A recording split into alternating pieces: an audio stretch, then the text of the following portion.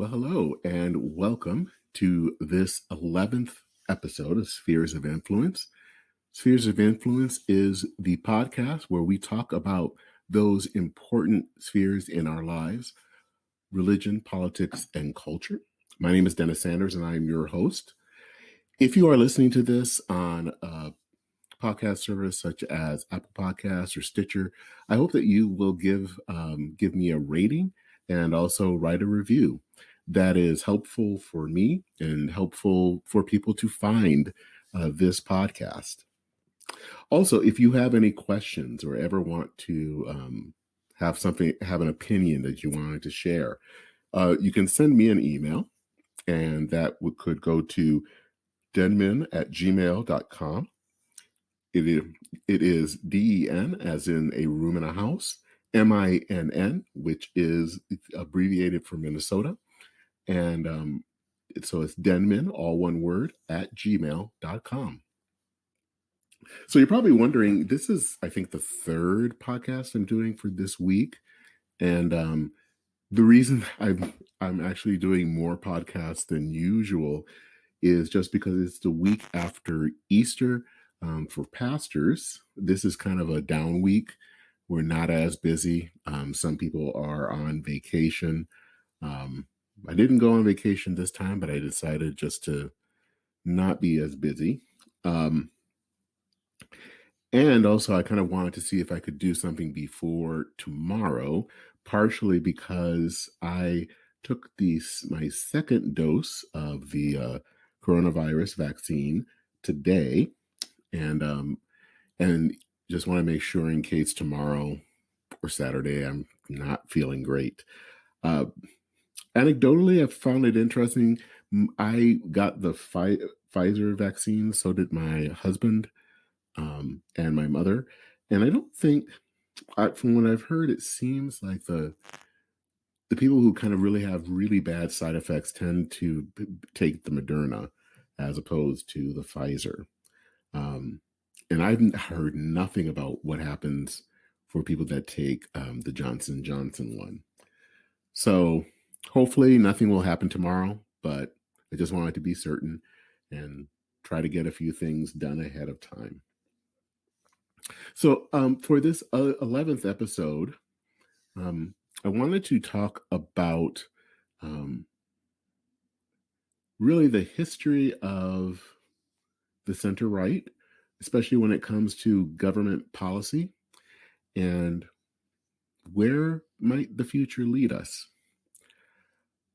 And if that sounds a little kind of hazy, don't worry, I will clear it up as we go along. So I want to start this off with a story, as I seem to always do. As many of you know, I'm kind of one of those oddities, a creature of the center-right, but also African-American and gay. So that basically makes me a unicorn. But because that's where I'm at, I tend to believe that a free market can be harnessed to benefit society. I think that the free market is a good thing. Bad things can happen, but I think it's good. And the story that I always use to share of an example of how it can be used for good took place in 1999. I was actually had traveled to mainland China, and this was back when China was still our frenemy, instead of kind of the situation where it is now. But I was there on through my seminary. I was in my second year, and this was a kind of a cross-cultural experience. So I spent some time in Hong Kong and also a week in mainland China. Kind of our base of operations when we were in mainland China was in the city of Kunming. It is in the western part of China, very close to Burma. Kunming at the time was a city of about 1 million. It's probably a little bit more now. But what fascinated me about Kunming was that it was a city of rapid change. You could tell that capitalism was in full swing, and they were trying to change as fast as possible. And, you would get out of the airport, the streets were clogged with Western automobiles like Jeeps or Audis. Some people decided they were going to make their own homemade car out of like a lawnmower or riding tractor. There were skyscrapers everywhere. There were stores that were filled with Western items. This was a China that was very much involved in trying to modernize the society, and I think ultimately has lifted up a lot of people out of poverty.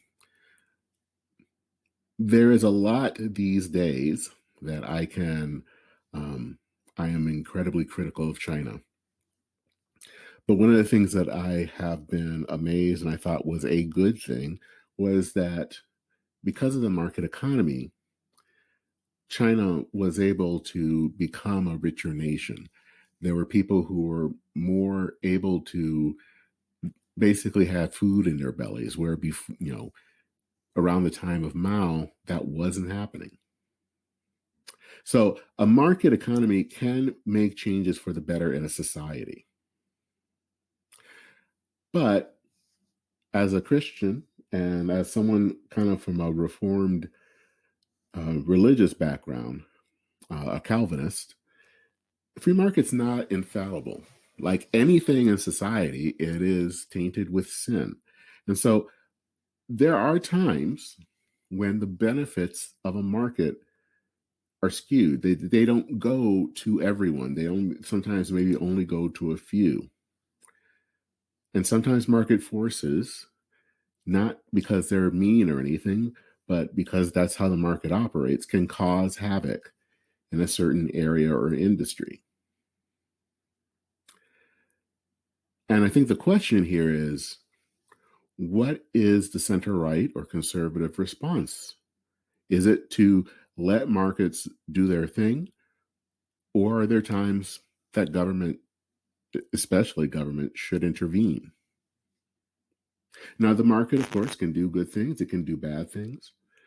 And for center-right people, since the late 1970s, there has been a certain consensus, the Reagan consensus. And that was basically low taxes and low regulation. That has been what any center-right politician has run on.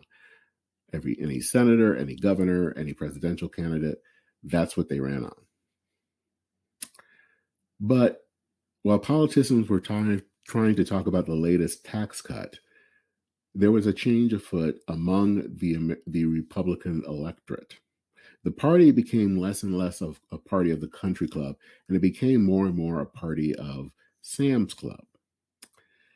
And there were two young men that noticed that change, Reihan Salam and Ross Douthat, and so they wrote a book about it in 2008.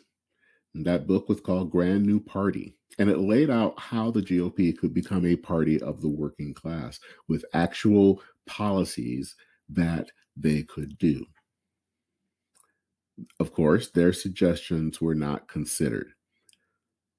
When 2016 rolled around in the presidential primary, what you found is that the voters were no longer interested in this consensus. They wanted something beyond low taxes. And in 2016, Donald Trump at least sounded like he could talk in a way that the working families could understand. All of this has made some people wonder, is the free market enough? Are the rewards of the free market being felt by everyone? Now, none of these people were basically abandoning the free market. None of them were advocating for socialism, but they're wondering if what has passed for conservative economics over the last 30 or 40 years has run its course. There are two people that I have found fascinating. Actually, I still find one of them fascinating. The other one, not so much. The first is Senator Marco Rubio of Florida, and the second is Oren Cass, and who worked at the Manhattan Institute and now has set up his own think tank called American Compass. And both of these two people, at least from what they were saying, wanted to look at the economy and how conservatives respond to it in a different way. Now, I think now Rubio is less interested in caring about how to care about workers as he is about quote unquote owning the libs. But at least in the fall of 2019, he seemed to have an interest in how the economy can work for everyone. And he had this speech at Catholic University in Washington, D.C., and it was on what he called common good capitalism. And he based this on an encyclical. It was an encyclical from Pope Leo VIII called Rerum Novarum. In this letter that the Pope wrote, he writes about how society should care for the poor and for the workers, and in some ways also speaking against the rise of socialism. Many people believe that this document, Rerum Novarum, in one way was one of the founding documents of what was later to be called Christian democracy. And I've talked about that before. It is a philosophy, some would say kind of as an offshoot of conservatism that is found in Europe, especially, and in Latin America. The Christian Democrats in Germany and the Christian Democrats in Chile are the two most obvious examples. Rubio, in that speech, had this to say, and I will say this again. I don't think now Rubio takes this as seriously as he once did, if he ever did. But I think what he said were actually the right words. So I wanted to share this quote that he had from his 2019 speech. What we need to restore is common good capitalism, a system of free enterprise wherein workers fulfill their obligation to work and enjoy the resultant benefits, and businesses enjoy their right to make profit and reinvest enough to create high productivity jobs, which is what I mean by dignified work for Americans. Common good capitalism also means recognizing that what the market determines is most efficient may not be best for America. Now, the other proponent, and the one that I think is still very much interested in these issues, is Oren Cass. He was a policy advisor to Mitt Romney at Mitt Romney's 2012 presidential campaign. He wrote a book a few years later called The Once and Future Worker. I think it is a very good book where he talks about the needs maybe for conservatism to really pay attention to workers. In an article that he wrote, which is kind of a shorter version of the book he wrote for the American Interest, he kind of summarizes that the sole marker of a thriving society can't just be the GDP. We cannot simply be a nation of consumers. And so here is what he says in that article. In making GDP growth and rising consumption the central objectives of public policy, economic piety represents a truncated and ultimately self-undermining concept of prosperity. Workers have no standing in this view of the economy. Neither do their families or communities. Households that see their economic prospects plummet or their livelihoods vanish should ask for a government check and be placated when they get one. Towns that can no longer sustain themselves become places that people should just leave. Politicians will pay lip service to the importance of education and training, but they will not hold themselves accountable for such programs actually working. The economic pie's expansion, regardless of what or who gets left behind, is the goal. Maintaining a healthy, inclusive society is a hoped-for byproduct, not an end in itself.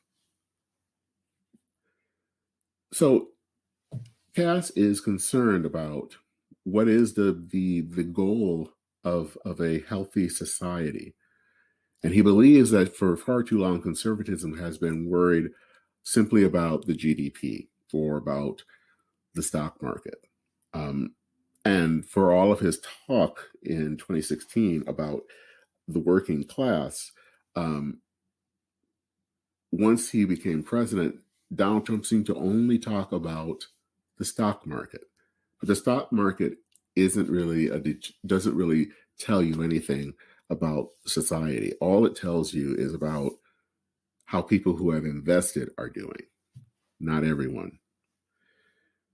Now, this is not the first time that persons on the center-right have been concerned about how do you deal with issues like poverty? How do you help those who are poor to get a leg up in society?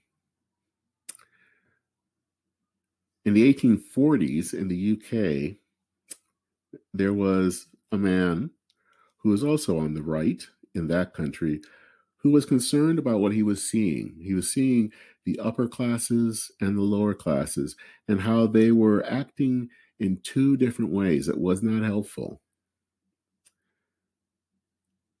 He says this upon observation: "We have become two nations, the rich and the poor, between whom there is no intercourse and no sympathy, who are as ignorant of each other's habits, thoughts, and feelings as if they were dwellers in different zones or inhabitants of different planets."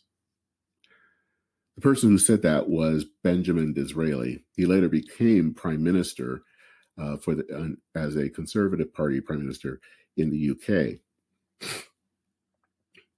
He wanted to provide an answer because he was concerned about the social division that he saw in the UK.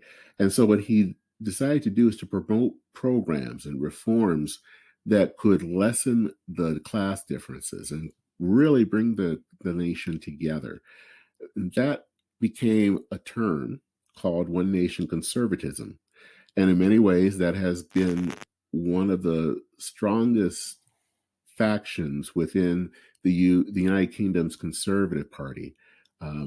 So, I mean, we're talking about a 150-year-old tradition that has continued. And so the core tenet of this belief of One Nation Conservatism is that it's incremental reform, not socialism, not laissez-faire libertarianism, not native populism, that creates a healthy society. And in some ways, there has been a one nation tradition in the United States, but it's been found actually in both political parties over the last century or so. Now, there is one commentator, well, there are many commentators, but there is one particular that has responded to this cry for a more active government to help workers, and it has bothered him over and over again, and that is commentator Jonah Goldberg. Now, I have to admit, I like sometimes a lot of what Goldberg is talking about. He is actually a very good, I think, thinker. He is someone that I think I think he does really think about these issues. But as you're probably guessing, I don't always agree with him. And he has a lot of problems especially with Oren Cass. These two seem to fight each other, and they both get riled up at each other. Goldberg still believes in the Reagan consensus. He believes in the importance of the free market. He believes that free markets can do a lot of good. And in some ways, I would agree with him. But he does not like Cass and others who are talking about this different way of approaching it. And in some ways, I think he looks at it as if they are casting off any type of interest in the free market, which is not the case, but it's how he sees it. And so I want to share his, there are two quotes, and I think they're fascinating on what they say, and when in a peek into, what I think has been the overall guiding philosophy of the GOP for the last 40 years or so. So this is what Jonah Goldberg says. I keep hearing people say or imply that libertarians and free market fundamentalists have been running the show in Washington. I honestly have no idea what they're talking about, and neither do any libertarians I know. In fairness to Cass, he doesn't make the barmy claim that Washington has been run by libertarians, just a slightly less barmy claim that the Republican Party has been. I still have no idea what he's talking about, and again, neither do any libertarians I know. What vexes me about the rhetoric of Cass's project, and that of so many conservatives these days, is they are simply mimicking the rhetorical tactics of Elizabeth Warren and Bernie Sanders, not to mention William Jennings Bryan, Herbert Crowley, Teddy Roosevelt, FDR, LBJ, et al. Now these conservatives are making it bipartisan. Our real biggest problems stem from our refusal to regulate capitalism enough or at all. So there's a lot to talk about here. In some ways, he seems to be saying that to criticize the market is basically to be a liberal. And I don't necessarily think that's the case, but that's what Goldberg tends to lean towards. But there are a lot of questions here. Are conservatives supposed to love the market so much that they will never question it? And I think about what are places like my hometown of Flint or Youngstown, where changes to the economy have basically really hurt those cities. Is the answer simply that these people should just move? When Pope Leo wrote Rerum Novarum in the 1880s, he was writing it at a time when workers were being exploited by employers, and socialism was an attractive answer. But of course, socialism wanted the state to take over the means of production and private property. And Pope Leo wanted to show a different way. He was hardly a revolutionary. He was simply trying to find a third way that provided dignity to workers without abolishing private property. And I think that Oren Cass is in many ways trying to pick up what Pope Leo started and also what Disraeli talked about too. Ronald Reagan has in many ways been considered the father of modern conservatism, and sometimes known as someone who doesn't like government. I think that that's a caricature of him.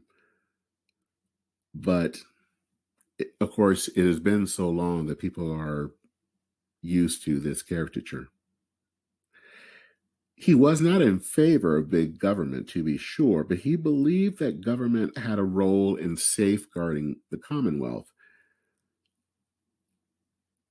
In his 2017 book, Henry Olsen, who works at the Ethics and Public Policy Center, wrote this book called Working Class Republicans. And he believed that in many ways, Reagan was what could be called a New Deal conservative. that he was someone who reconciled the New Deal with his belief in government. And you have to remember that Reagan did for many years, was a Democrat. And one of his heroes was FDR. And I think he had this strong belief that the primacy of human dignity sanctions government help for those who need it. That's something that he actually said. Now, Reagan, as I said before, Reagan's message has been corrupted. It's been basically morphing from a small but limited government conservatism to one that's more anti-government. But he believed in human dignity. And so he wanted to find ways that government could help when people couldn't help themselves. The question that we have to ask ourselves today is, how is modern conservatism, or in this case, the center-right, guarding the dignity of the common person? Now, I have to admit, this is going to be hard because at this time, we don't really have a working conservative party. But for many of us who are on the outs, who are not ready to become Democrats, who believe in the importance of the market, it's still important that we have a kind of a thinking idea of what we want government to do, what we want society to be like. The question that we have to ask is for those of us on the center right, what does it mean to guard the dignity of the common person? The answer that a lot of conservatives and libertarians will tell says something. If you have a job or without a job, you're supposed to take a job even if it pays less. Or if you can't find a job in your area, well, you should move. All of these answers are not as easy as you would think. Let's say again, if the answer is that you must move, well, do you move without a job? And do people who move have the money to move to this new place? And will they even find a good paying job once they get there? Sometimes I think we forget, that whole moving to a promised land did not work so well for the people in the Grapes of Wrath. I'm just saying it did not work well.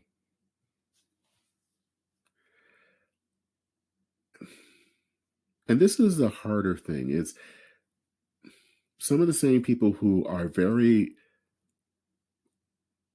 worried about that we're throwing away the importance of the market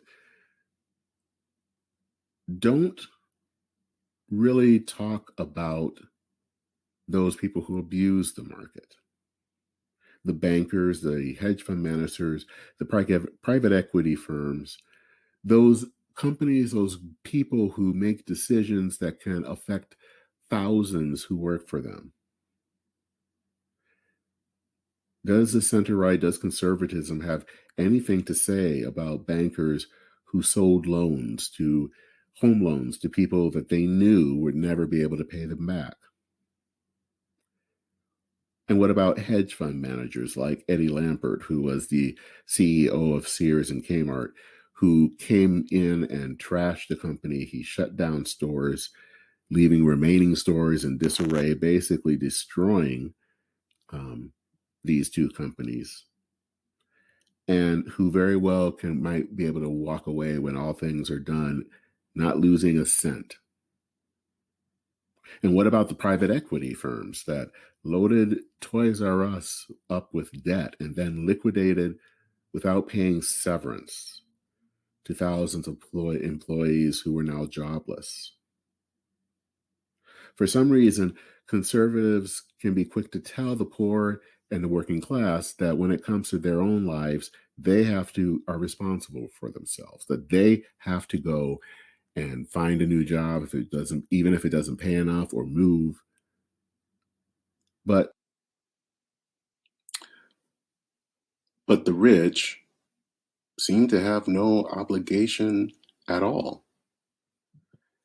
Conservatives and libertarians are right to see that markets can lift people out of poverty and into a better life. As I said, I saw that for myself in China 20 years ago. I think that markets are essential to creating a flourishing society. But we also have to remember that the free market is a tool. It is not an end in and of itself. Sometimes that tool works perfectly, and it can create and make change in a society. But sometimes it doesn't, or it doesn't work as well as it should. So to bring us to that end, which is the end is a flourishing society, we have to consider what other tools can get us there.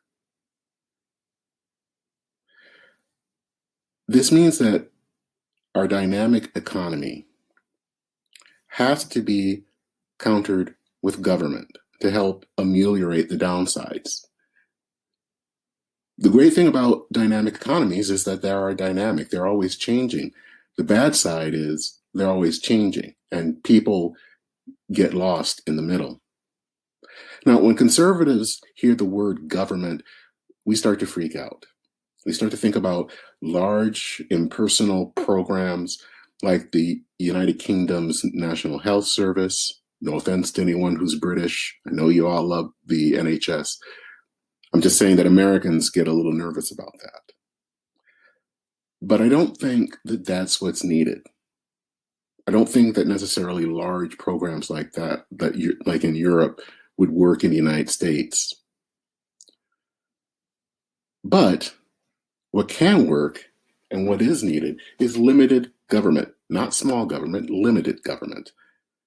An active government that crafts policies that reward work without disparaging or damaging the market or free trade. Oren, along with Abby McCloskey, wrote an article in National Affairs about how government can be used to reward and empower work through conservative policy. And there are many ways that this can be done.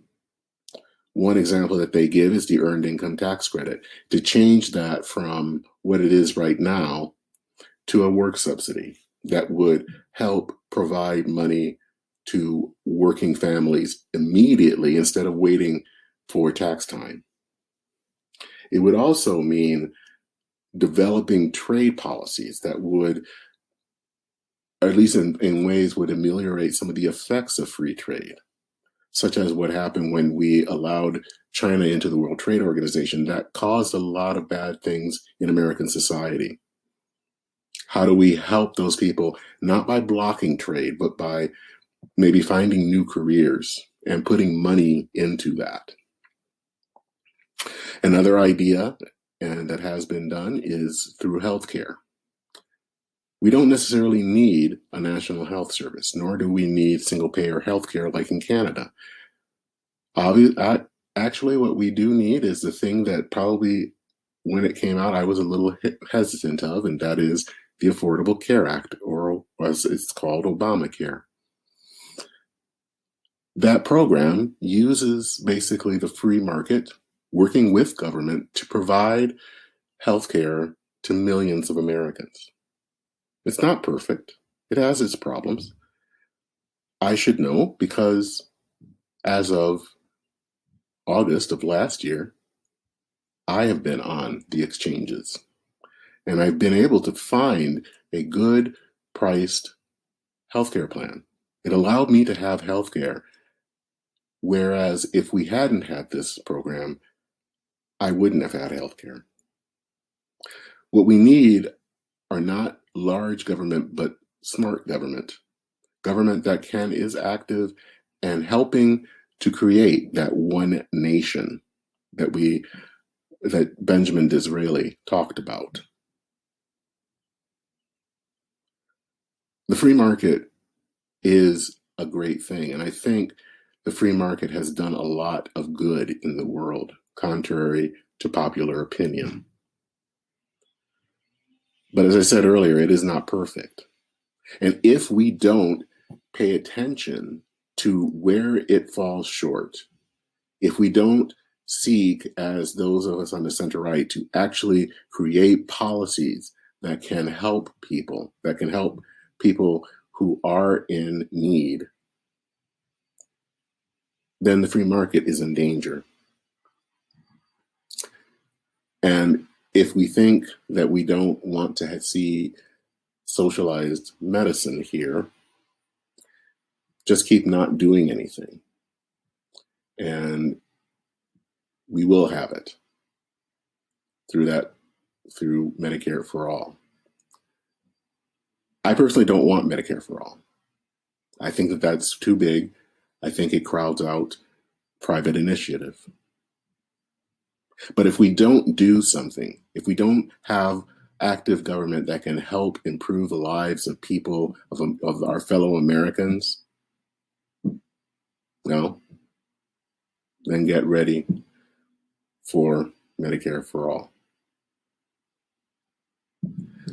Well, thank you for being on this episode. That concludes episode 11 of Spheres of Influence. Be on the lookout for some upcoming episodes. I am doing 2 that are on religion. One is dealing with something that I have long promised, and that was to talk a little bit more about the mainline Protestant church and the importance of that church. Also, I want to talk about post-religious America, and this is basically based on that survey that came out during Holy Week about the steep dive in Americans who go to church and see religion as a important part of their lives. Some people like to think that an America that's less religious is a better America, and I don't think it is. And then the third thing is to be aware of is that upcoming is a probably an episode hopefully on Puerto Rico and statehood. I have, being Puerto Rican, my mom is from Puerto Rico, I've always supported Puerto Rican statehood.